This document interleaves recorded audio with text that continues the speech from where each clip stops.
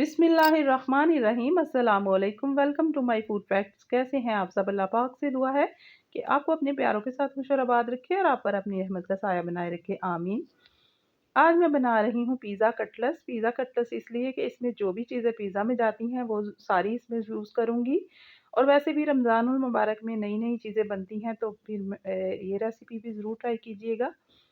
तो सबसे पहले मैंने यहाँ पर ले लिया है तकरीबन 2 टेबल स्पून ऑयल एक पैन में।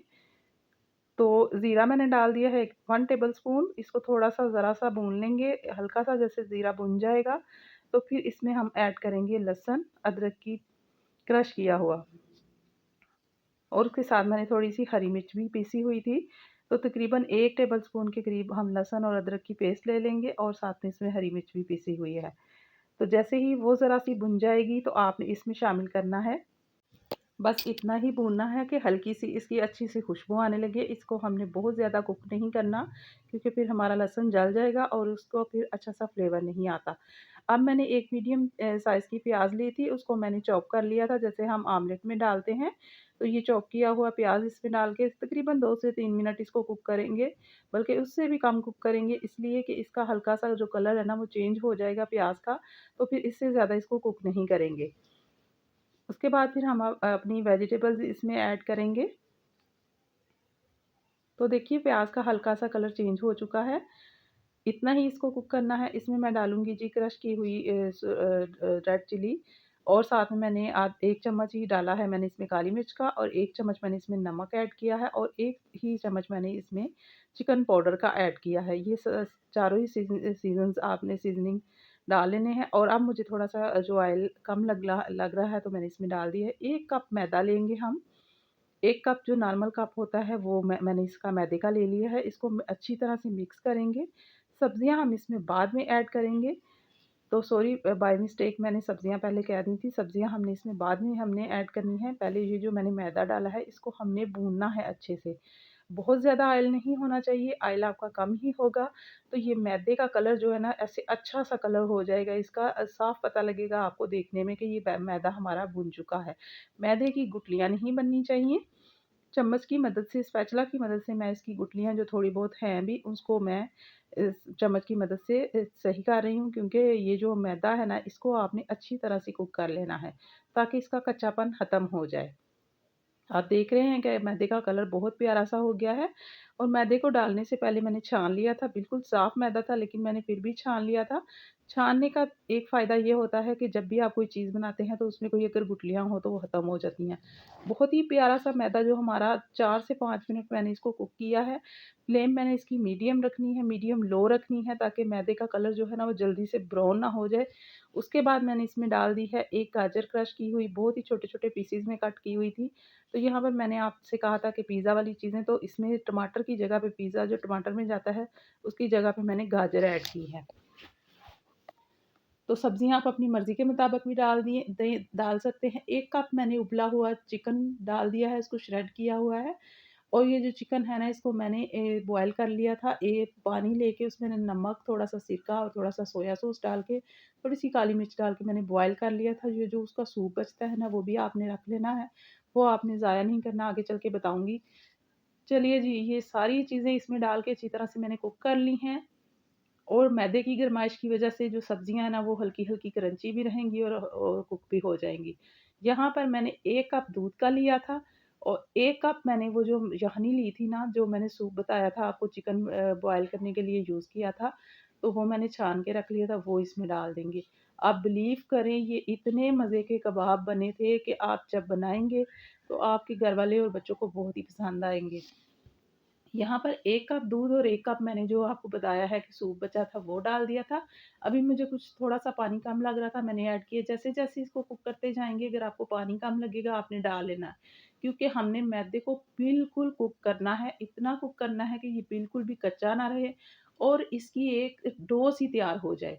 जैसे हम आटा गूँथते हैं ना, आटे की तरह इसकी डो होनी चाहिए।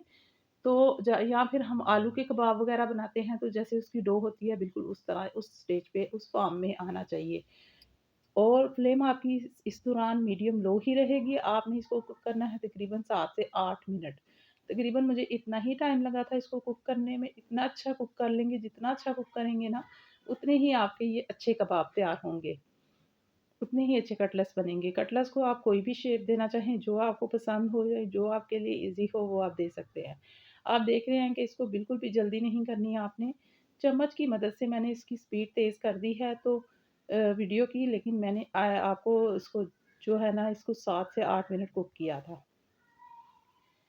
बिल्कुल भी आपने नहीं घबराना, चम्मच की मदद से आपने इसको बस मिक्स करते जाना है, कोई भी आपका लम्स नहीं बनेगा और मैदा आपका अच्छे से कुक होगा, वो जो आपने दूध डाला है उससे और जो आपने सूप डाला है उससे। इतना अच्छा इसका फ्लेवर इस कटलेट्स का होगा कि आप बिलीव नहीं करेंगे कि ये इस तरीके से बने हैं।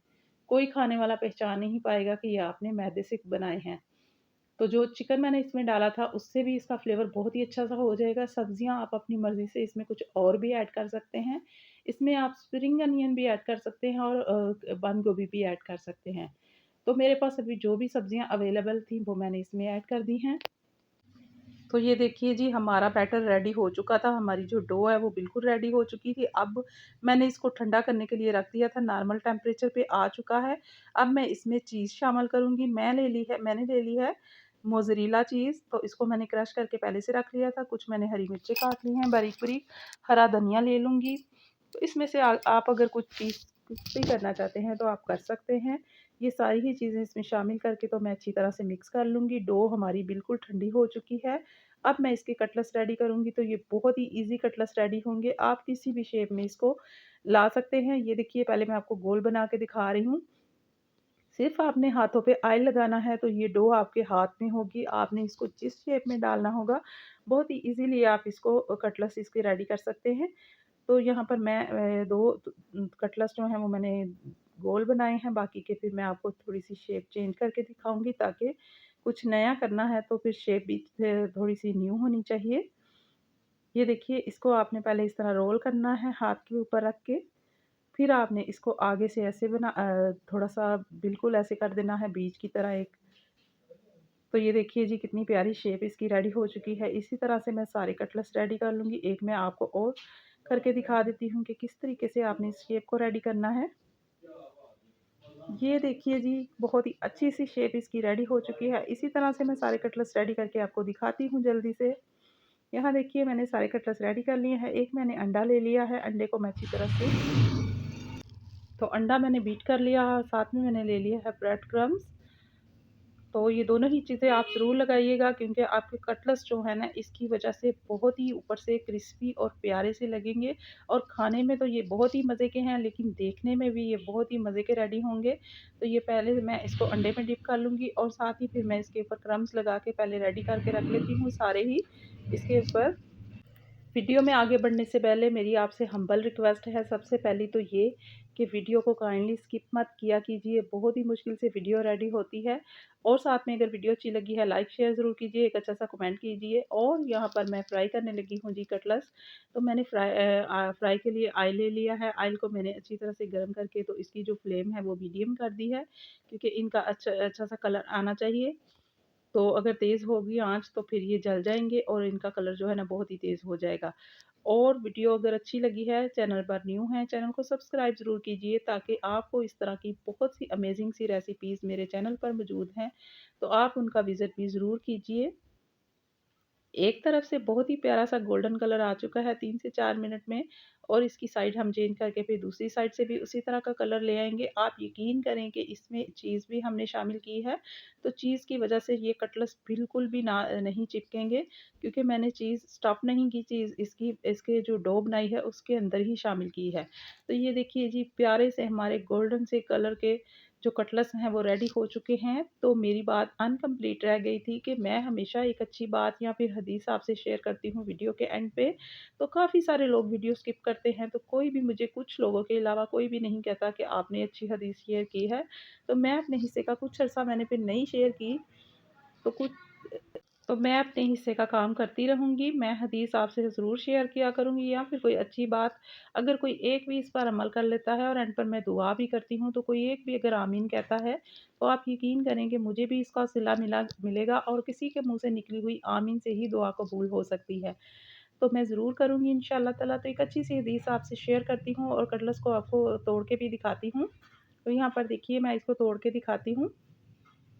हज़रत मोहम्मद मुस्तफ़ा सल्लल्लाहु अलैहि वसल्लम ने इरशाद फरमाया कि गुनाहों से तौबा करने वाला ऐसा है जैसे इसने गुनाह किया ही नहीं है। सुबहान अल्लाह। अल्लाह ताला आप सब पर, हम सब पर हमेशा अपनी रहमत फरमाए, हमारे घरों में हलाल रिज़्क अता करे।